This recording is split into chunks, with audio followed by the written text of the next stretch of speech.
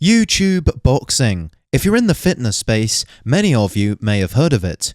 Also known as influencer boxing, it has surged as a unique blend of entertainment and sport, where social media personalities clash in the ring.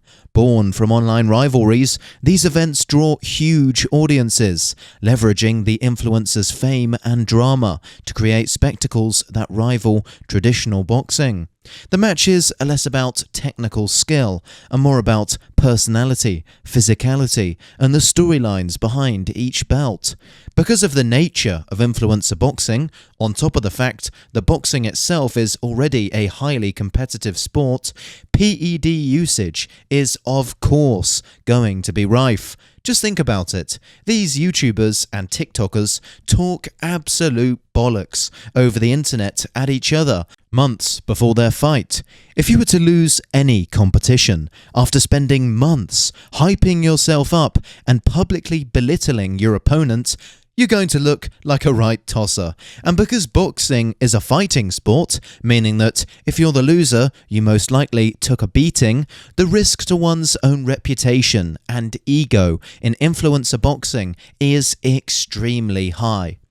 But I don't think Deji's ever been touched in the way that I'm going to touch him. I don't think he really has gotten hit with the power I plan to bring. I know late at night when he's on social media, he goes to my Instagram, he sees my fitness transformation, he reads the comments. I know he's thinking about me.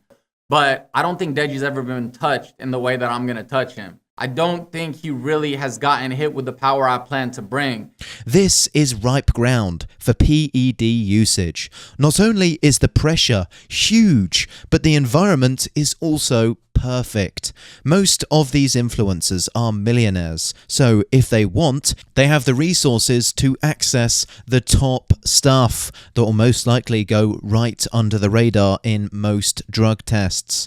They also often train at established professional boxing gyms or under well-known coaches, such as Jake Paul with Shane Mosley. And if you know anything about the world of professional boxing or fighting sports in general, you'll know just how common PED usage is. The chances that at least some of these influencers will be introduced to PEDs is extremely high. And it's clear this is exactly what's going on. The first to get caught was a guy named Virus. Spanish influencer Virus's boxing victory over fellow creator DK Money will reportedly be overturned after Virus was allegedly found to have 10 times the amount of testosterone in his body following an investigation. This article was slightly poorly worded, but I'm guessing they meant 10 times higher testosterone levels than the average, which is pretty crazy to say the least. But I'll tell you what, at least he owned up to it, unlike these two morons, who we'll get to in just a second. After being caught, Virus posted on his Twitter, "Right now, I can't say anything but sorry. No one had anything to do with my choice. No one knew anything about this, neither family nor friends nor my team. No one but me has chosen this path. I decided to do something under my responsibility and ignorance, which I do not recommend or advise. I apologize again to all the people who have counted on me giving me a chance, to the organization and to the people who see me. Sorry for not being honest or responsible. I feel empty seeing the number of people I have failed and shamed by example. I'll talk about this in a video." Victor. So he fully admitted it was his decision to cheat. No trying to cover it up, just open and honest. Still a scumbag for using PEDs in a fighting sport though, don't get me wrong. But at least he's better than these two idiots. Arms Colone, who is blatantly blasting steroids, and someone I've already made a video on, link in the description for that, and he has the audacity to claim lifetime natural. It's literally in his Instagram bio. There's no analysis needed to figure out whether Arms Colone here is on steroids. He clearly is.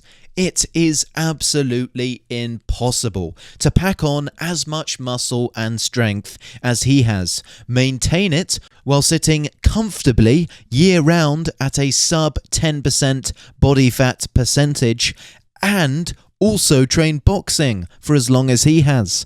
How on earth could you have a competition level physique all year round while also being a boxer?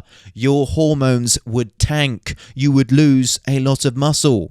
And speaking of his levels of muscle, Arms Colone has so much muscle that in 2 out of 3 of his fights, he has had to be taken out of the ring in a stretcher, despite winning both of those fights, because the oxygen demand from his muscles was too great for his system. You couldn't get more blatant than that. And then we have some very recent news about another influencer boxer getting popped for steroids. The PBA has suspended Callum Alexandri's boxer license following a positive finding for the banned substance known as Osterine.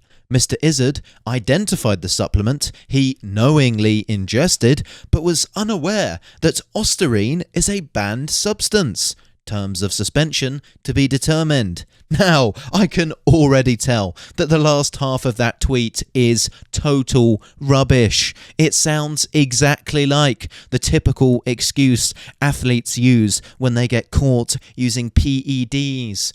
The boxer in question tweeted a photo of egg whites with the caption, "Damn egg whites." So by this, I'm assuming he's claiming that Osterine was in his egg whites. Total nonsense. Imagine getting caught for using PEDs and then using the excuse that you knowingly ingested them, but they were in the egg whites you ate in fight camp, and you had no idea they were even banned. That is one of the worst excuses I have ever seen. Absolutely hilarious. Anyway, the verdict is that this influencer boxing scene has a serious steroid problem, and I feel like these two influencers getting caught red-handed is just the tip of a very large iceberg, Arms Colone being just below the surface. So, that's all for today. If you enjoyed this video, make sure to subscribe and hit the notification bell so you don't miss out on another video. Thanks for watching, and goodbye.